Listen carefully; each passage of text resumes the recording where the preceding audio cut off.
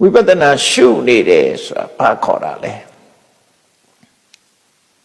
ဖြစ်ပြနေတဲ့အာယုံကတစ်ခုစဉ်းစားတဲ့စိတ်ကတစ်ခုဝိပဿနာအမြင်နဲ့ဆိုတော့ကိုယ်စိတ်ကိုပြန်ဝိပဿနာရှုနေတာလားသို့မဟုတ်ထွက်လေဝင်လေကိုဝိပဿနာရှုနေတာလားသို့မဟုတ်ကိုယ်ရုပ်ကိုတစ်ခုဝိပဿနာရှုတာလားတစ်ခုပေါ့နော်ဥပမာမျက်စိကမြင်တယ်မျက်စိရဲ့မြင်စရာအာယုံရဲ့ဒီနှစ်ခုဆုံးလိုက်လို့စဉ်းစားနဲ့ကြုံတဲ့အခါမှာမြင်သိစိတ်ပေါ်တယ်လို့ပဲစိတ်ကလေးပေါ်လာတယ်အဲ့တော့မျက်စိရဲ့အဆင်းအာယုံရဲ့ဒီနှစ်ခုဆုံးခြင်းကြောင့်ပေါ်လာတဲ့မြင်သိစိတ်ရဲ့မြင်တယ်ဆိုတဲ့အခိုက်မှာဒီသုံးခုဖြစ်တယ်နော်ဒီတစ်ချက်ရင်တော့ဖတ်တာဝေဒနာစိတ်ခံစားချက်အဲ့ဒါဆို၅ခုဖြစ်တယ်အဲ့ဒါပဲထပ်ပြီးအတင်းရှင်းထည့်လိုက်လို့ရှိရင်6ခုဖြစ်တယ်ရှင်သာရိပုတ္တရာအတင်းရှင်းမှထည့်ပြထားတယ်မျက်စိကိုအဆင်းအာယုံကလာပြီးတော့ထင်ဟတ်တယ်အဲ့တော့မျက်စိကတစ်ခုအဆင်းအာယုံကတစ်ခုအဲ့ဒီအဆင်းအာယုံကိုအတင်းရှင်းလုပ်တဲ့စိတ်ကတစ်ခုဖြစ်ပေါ်လာတဲ့အာယုံမှန်းသိလိုက်တဲ့မြင်မှန်းသိတဲ့ဆိုတဲ့စိတ်ကတစ်ခုဖတ်တာကတစ်ခုဝေဒနာတစ်ခုဆို6ခုဖြစ်သွားအဲ့ဒါလောလောဆယ်ဖြစ်နေတာအဲ့6ခုအဲ့ပစ္စုပန်ဆိုတာဖြစ်စေကိုတော့ကြည့်လို့မရဘူးရုပ်တရားကိုသာဖြစ်စေကြည့်လို့ရတယ်နံတရားချင်းကြတော့အခုဖြစ်အခုနံတရားကမသိနိုင်ဘူးအဲ့ဒါလေးဖြစ်ပြီးတဲ့အချိန်လေးမှာပဲငါမြင်တယ်လို့ပြောတယ်ဆိုတာဟာမျက်စိကိုမျက်စိရှိတယ်မျက်စိမှာလာပြီးတော့ပေါ်တယ်မျက်စိကရုပ်တရား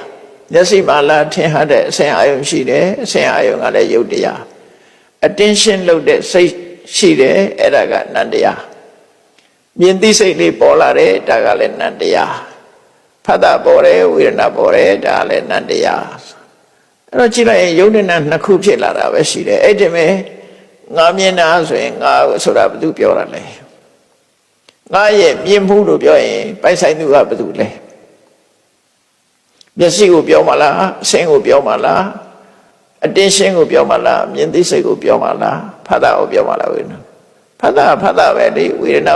ပဲလေမြင်သိစိတ်ကလည်းမြင်သိစိတ်ပဲလေသူတစ်ခုတည်းမှမဟုတ်တာသူတို့ပူးပေါင်းလှုပ်ဆောင်ထားတာလေ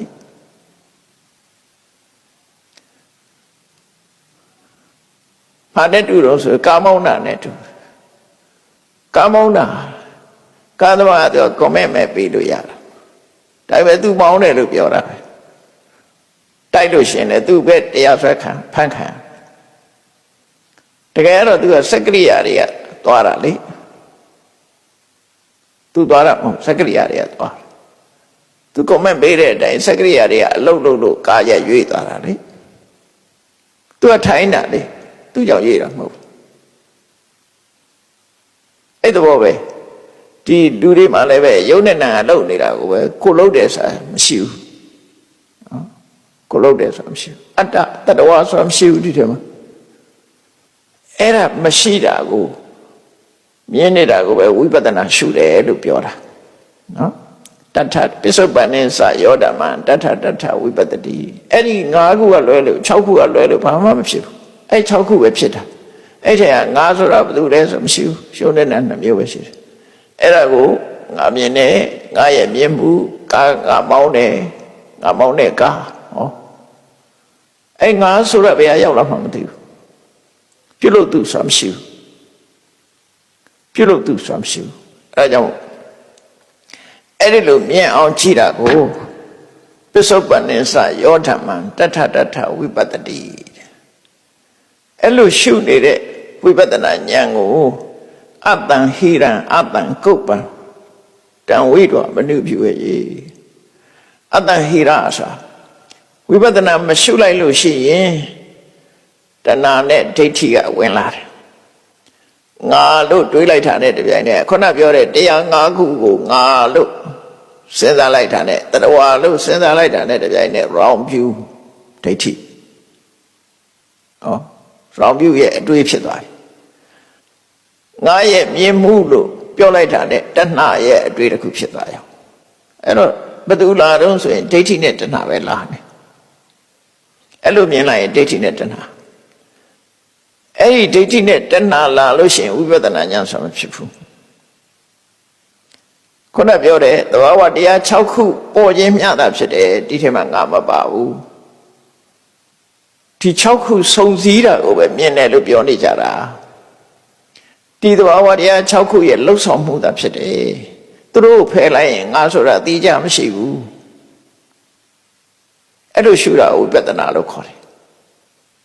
နော်ရအောင်ကြည့်တာအဲ့ဒါဝိပဿနာအကယ်၍အဲ့လိုမဟုတ်ပဲနဲ့ငါကိုသွားပြီးတော့ဒီထဲမှာငါရှိတယ်ဆိုတာတွေးလိုက်ရင်တတဝါလို့တွေးလိုက်လို့ရှိရင်တန်ဟိရဒိဋ္ဌိနဲ့တဏှာက